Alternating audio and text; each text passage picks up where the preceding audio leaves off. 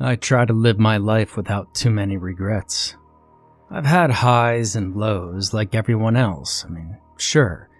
But I do what I can to not worry too much about what could have happened if I'd made a different choice. If I maybe hadn't taken the road less traveled. I figure everyone makes the best decisions they can with the information they have available to them at the time. And going through all the what-ifs is just ridiculous. Because the only way you would have made a different choice is if you had had some other detail, which, of course, you didn't.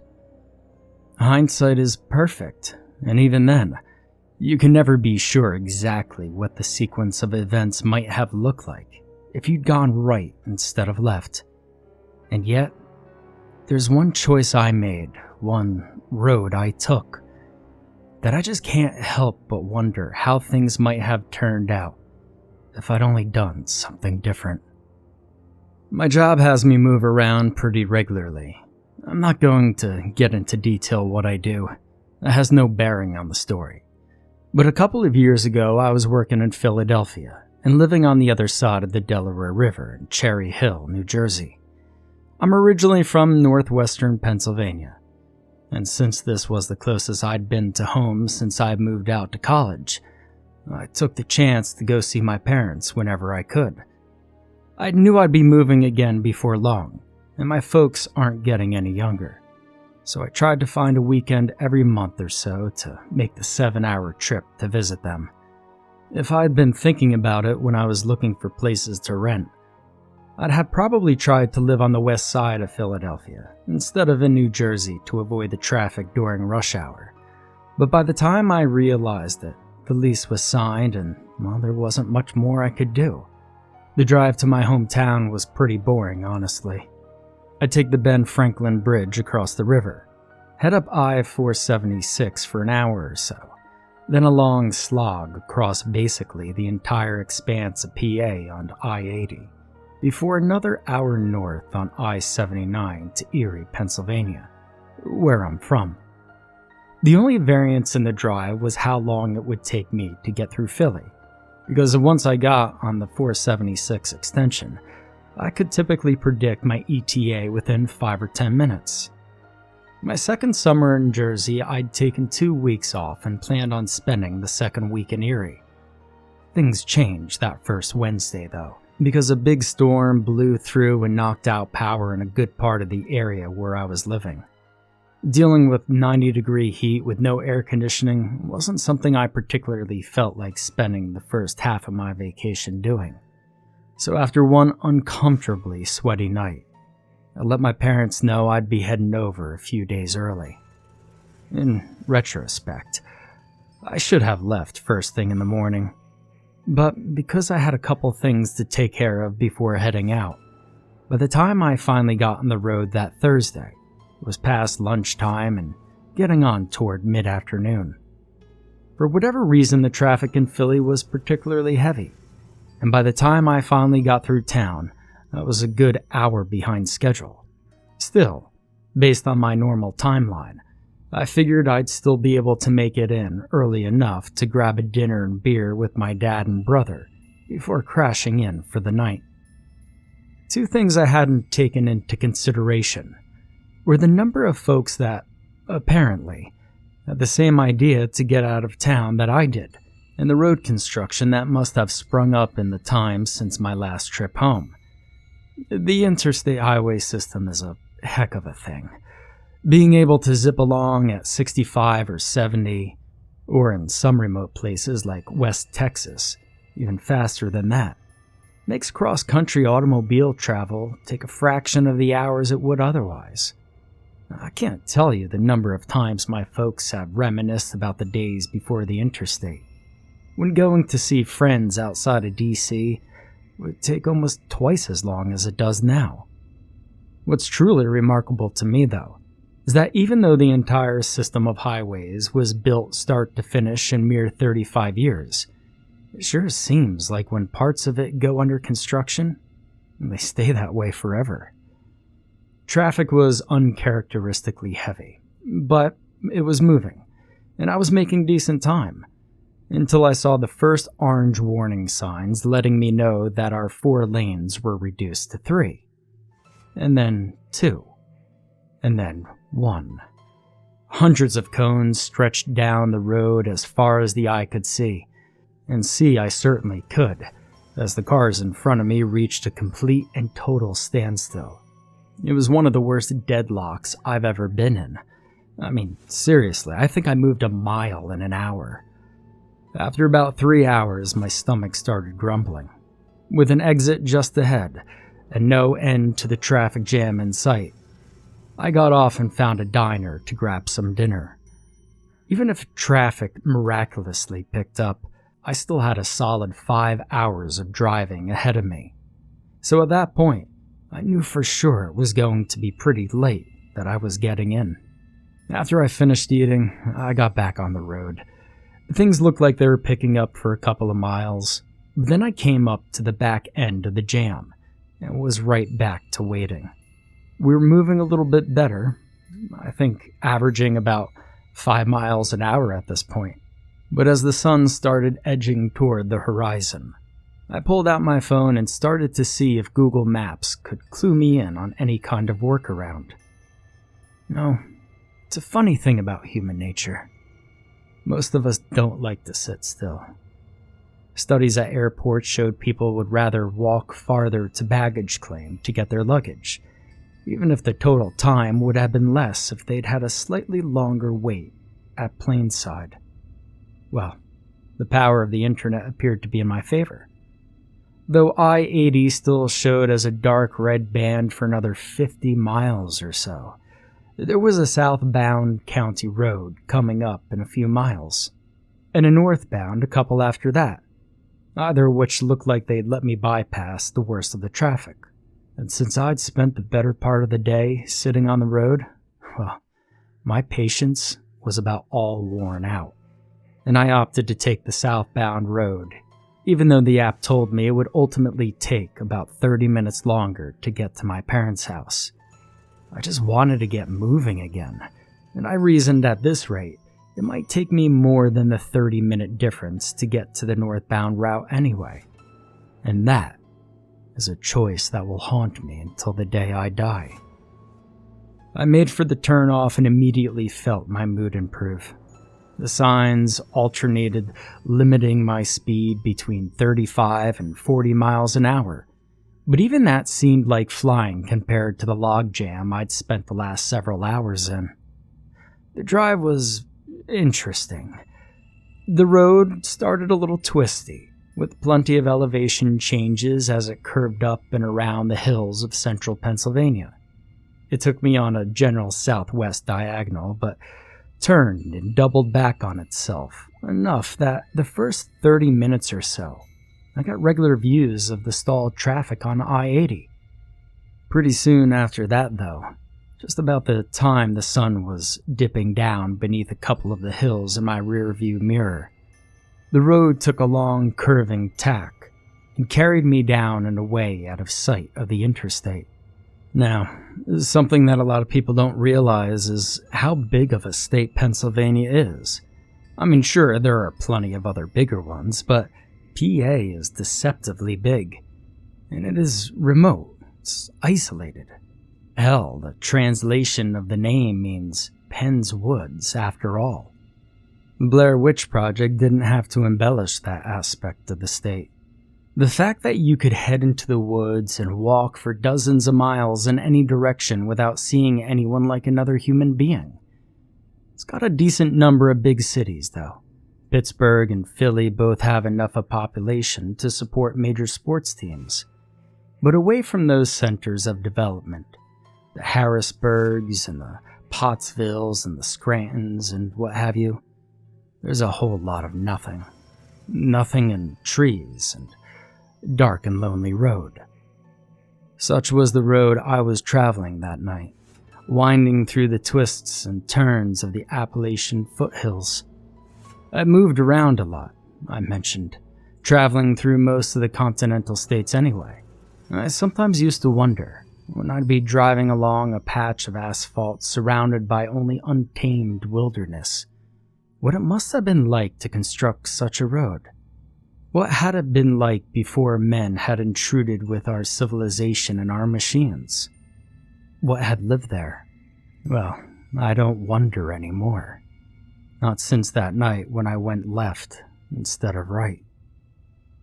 The way continued to twist back and forth, up and down. As I wound deeper into the foothills, the trees grew thicker, branches from either side of the road reaching out and almost touching, forming a natural canopy 20 feet up that blocked out most of the view of the sky and the stars above. I drove with my high beams on, because the idea of streetlights had never entered the minds of whoever built this road. The painted lines were old and not well cared for, and I found myself gradually straddling the faded double yellow partition running down the middle of the two lanes to keep some distance between myself and the trees that increasingly encroached the pavement's edge. Now, I've never been a particularly good navigator. My parents used to say it was because I spent my childhood with my nose pushed into a book during car rides, but I personally just think it's because I'm bad at it. So it was that, despite there was no possibility I could be lost, as there were no other roads that I could have possibly turned onto and gotten off track, that I more and more frequently found myself checking my phone to ensure I was still on the right path. Which is how I almost ran into the other car. My mind was wandering, thinking about the fact that my signal bars had dropped and remained at 0 for the last 20 minutes, and what possible implications that could mean if I should have some kind of emergency. I raised my eyes back to the road after Google Maps confirmed for probably the 20th time I was still good on my route, and after my brain took a beat to process that what I was rapidly approaching was a vehicle stopped in the middle of the lane. I slammed my foot on the brake. I stopped in time, but not much, with maybe 5 feet separating my hood from the other car's rear bumper. My heart was pounding in my chest as adrenaline coursed through my body, but my fear quickly gave way to anger. I mean, seriously, what the hell was going on with this guy? Not only was he stopped in the middle of the road, but all of his lights were off.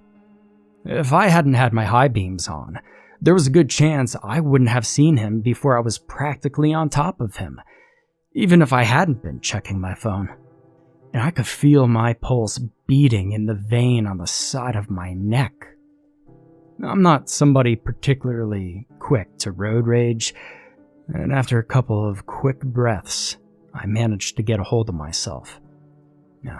Not wanting to outright alarm anyone that might still be in the vehicle, I shifted into reverse and backed up about 20 feet, popping my hazards on. That's when I started noticing a few odd things about the stopped car. More than just the fact that the lights were out. Now, of course, it was halted directly in the middle of the road. But that wasn't unreasonable since there wasn't any shoulder to speak of that the driver could have moved over to. The strange thing, though, was that all of the doors were open. Those on the driver's side even crossing over slightly into the oncoming lane. And on further observation, I saw an item dropped out onto the road by the rear driver's side door. Something that appeared to be a child's stuffed animal. I considered my options and, well, after a few seconds, decided that I would have to go against my better judgment, to just keep on my merry way and head outside to get a better idea of what was going on. Now, I said earlier my job doesn't have anything to do with the story, which is mostly true. But before you judge my decisions too harshly, it bears mentioning that I've spent some time in the military. An obligation to help people has been drilled into me over the years, and I've seen enough things while deployed to feel I could handle myself. And so I got out of my car, but I kept it running. I popped the trunk to grab the flashlight I keep there and left my headlights on so I could see what I was doing. I looked up and down the road, hoping to spy signs of other cars approaching, but no luck. "Hello?" I called up to the other car as I cautiously started my approach, circling around to the left toward the middle of the road so I'd be able to get a look inside before I got too close. "Anyone there?" There was no answer. The beams from my headlights helped some, but there were enough shadows to still obscure the car's interior. Shining my flashlight, though, easily determined that there was no one inside, and so I moved closer, stooping down by the rear door to pick up the fallen object off the ground. It was a child's toy, just as I suspected. A stuffed rabbit with well-worn patches showing signs of frequent love. I frowned. If the folks traveling in the car had hitched a ride with a passerby, they would have taken the rabbit, or the kid would have thrown a conniption. I shut the rear door and moved up to the front. I put a hand on the hood and found it was still warm to the touch. That meant it couldn't have been here terribly long. I slid into the driver's seat to try and figure out if there was some kind of mechanical issue that would have forced the car to stop, and was startled to find a set of keys still dangling from the ignition.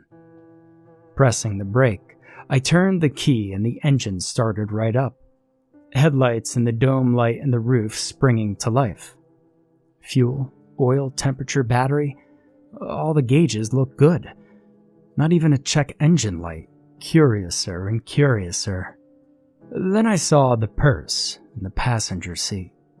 I picked it up, a normal brown shoulder bag, and I briefly rummaged around before finding a wallet inside.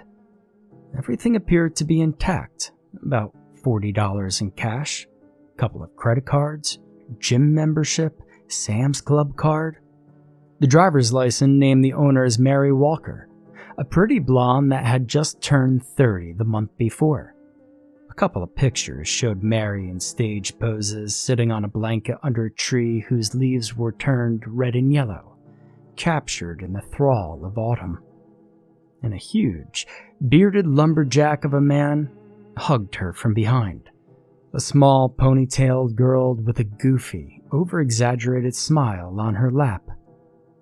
And I felt the hairs on the back of my neck stand up, a shiver running down to the base of my spine. Something was very wrong with this situation. I put everything back in the purse and returned it to the seat, turned off the car and got out, shutting the driver's door behind me. I pulled my phone out of my pocket and dialed 911, holding it over my head to try to get a connection with no luck. Cursing softly, I jammed the red end call button and moved around to the passenger side of the car. I played my flashlight around and noticed that some of the foliage at the edge of the road was bent and trampled, like someone had walked through it. I didn't have enough woodcraft to be able to judge how long ago they might have passed. But even then, I couldn't imagine any scenario for why they would have gone wandering. Shining my light into the woods, the beam only extended maybe 30 feet through the trees before being effectively swallowed by the greedy blackness. Looking at the flattened foliage, at the stuffed rabbit in my hand, then at those dark trees crowding maliciously, my thoughts teetered back and forth between what I should do. I made up my mind. I'd been trained to help people. It was hardwired into my system. There was a child somewhere in those woods. I raised my foot to take a step onto the beaten path, and that's when a white flicker of movement entered the very edge of my flashlight beam. It was Mary Walker. She was naked and walking stiffly, unnaturally, her arms swaying out of sync with the rest of her body, like a marionette manipulated by an inexperienced puppeteer. "Hello?" her voice called out. "Anyone there?" More shapes came into view behind her, shambling along. Here, the bearded man who must have been Mary's husband. There, her little daughter, owner of the well-loved rabbit. Both naked, both moving as oddly as their wife and mother. and now I could tell there were more. Many more. Their forms indistinct out of the direct light, but so many they caused the darkness to pitch and swell with their odd, staggering passage. Their voices, a chorus of, "Hello?" they called. "Anyone there?" Parroting back the questions I'd asked only a few short minutes ago when I had approached the abandoned car. I took a stumbling step back, away from the woods and the approaching automations, tripping into the walker's car. Catching my balance, I involuntarily shone my light up into the pitch recesses of the branches, and in doing so, I could just make out, barely, a sort of darkness crouched hidden in the upper limits, a void even darker than the trees. Was it my imagination? Those lines of pure blackness that extended from that concealed mass and seemed to pierce the flesh of Mary Walker and her kin, and the countless other shapes moving in concert with them. "Hello? Anyone there?" I sprinted then, back to my car, engine mercifully still running, headlights and hazards flashing welcomely. "Hello?" I shifted to reverse, miraculously keeping enough of my head to avoid running off the road as I completed a 3-point turn. "Anyone there?" I chanced the glance in my rearview mirror. The pale form of Mary Walker stood halted just at the edge of the forest where the trees met the road. One hand was raised, beckoning me to return, or perhaps waving goodbye. Her face a mask of confused sadness. I pressed the gas and drove back the way I came. I did not look back again. The rest of the trip was a fog. At some point after I made it back to the interstate, I called my parents. Let them know I wouldn't be getting in until late. I drove on autopilot, traffic jam having cleared while I was off. I thought about calling 911, but I didn't. What would I have told them, and to what end? There was no one left to be helped. I tried not to go through life with too many regrets, wondering about what-ifs.